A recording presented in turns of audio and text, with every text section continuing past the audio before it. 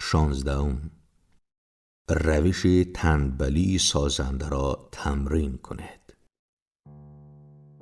مدام برای انجام وظیفه‌ها و کارهای اصلی خود وقت ایجاد کنید. هر روز برای انجام کارهای فردا برنامه‌ریزی کنید. چند کار کوچک را که باید حتما انجام شوند همان اولی صبح انجام دهید. سپس بلافاصله به سراغ وظیفه‌های اصلی و مهم بروید و کار را تا به اتمام رساندن آنها ادامه دهید. باردرام ریپورتز. یکی از مؤثرترین روش‌های بالا بردن فعالیت فردی استفاده از تکنیک تنبلی سازنده است. استفاده از این روش زندگی شما را دچار تحول می‌کند. این یک واقعیت است که هیچ کس، حتی شما هم، نمی‌تواند به همین کارهایی که باید انجام دهید برسید و آن را تمام کنید. برای همین ضرور است که در انجام برخی از کارها تنبلی کنید. به عبارت دیگر، باید قورباغه‌هایی را که کوچکترند و یا کمتر زیشت هستند نخورید و در عوض بزرگترین و زیشترین قورباغه‌ها را خورد بدهید. تفاوت بین انسان‌های کارآمد و انسان‌هایی که از کارایی پایین برخوردارند تا حدی زیاد از طریق این که در انجام چه کارهای تنبلی میکنند قابل تشخیص است. چون به هر حال باید در انجام برخی کارها تنبلی کنید، از همین امروز تصمیم بگیرید که کارهای کم ارزش را انجام ندهید. اراده کنید که انجام کارهایی را که در پیشرفت زندگی شما نقش مهمی ایفا نمی‌کنند به دیگران بسپارید و آنها را از برنامه کارهای خود حذف کنید. خود را از شر بچه قورباغه‌ها خلاص کنید و ذهنتان را روی قورباغه‌های بزرگ متمرکز کنید. راهش این است: برای تعیین کارهایی که باید در اولویت قرار بگیرند، باید کارهایی را نیز که در اولویت نیستند مشخص کنید. کار در اولویت است که باید وقتی بیشتر صرف آن کنید و آن را زودتر به انجام برسانید. در حال کار که نباید در اولویت قرار بگیرد، کار است که باید آن را بعداً انجام دهید و وقتی کمتر هم صرف کنید، آن هم اگر قرار باشد که خودتان انجام دهید. قانون: میزان موفقیت شما در استفاده بهتر از وقت و کنترل زندگی فقط بستگی دارد به اینکه تا چه حد می توانید از انجام کارهایی که در زندگی شما از اهمیتی کمتری برخوردار هستند دست بردارید. یکی از پرقدرت‌ترین کلمات در مدیریت زمان کلمه نه است. به هر کاری که استفاده بهترین از وقت و زندگیتان است نه بگویید. این کلمه را زود بگویید و بیشتر از آن استفاده کنید.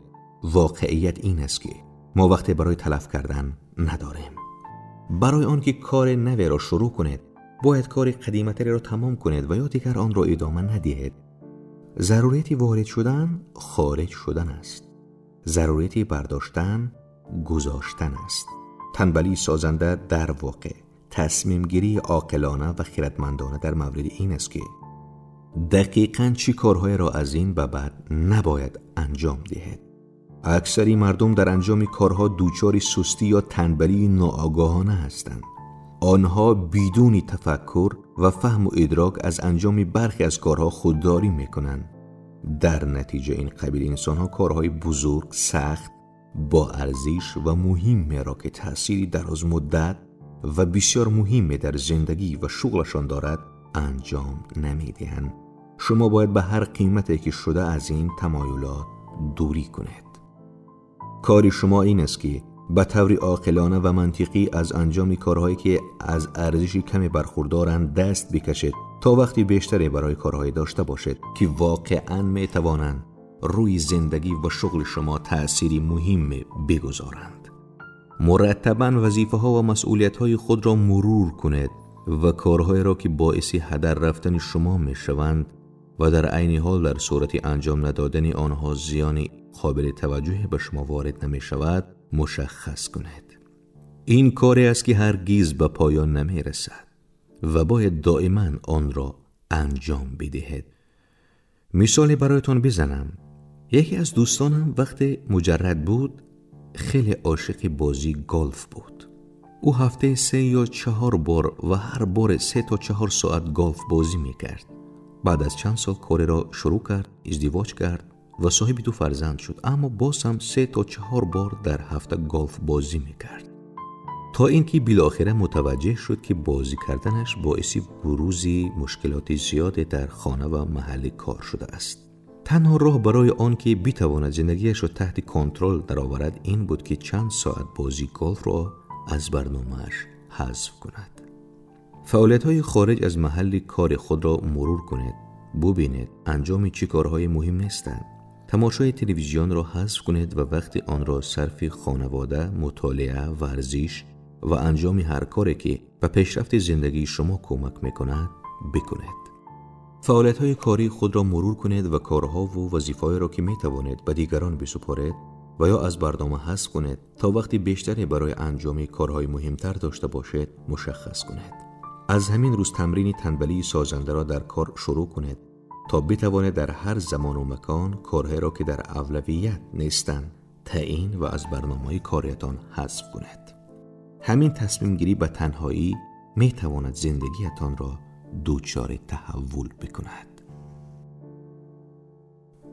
قورباغه را قورت بده. در زندگی همیشه تصمیم گرفتن را تمرین کنید.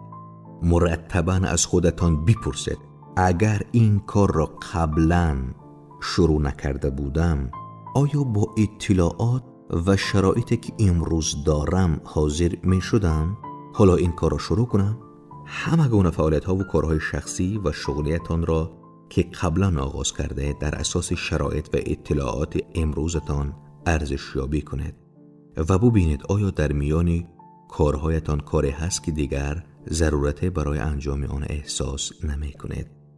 در این صورت این کار است که باید تکنیک تنبلی سازنده را در مورد آن به کار بگیرید و یا دیگر از انجام آن دست بکشید.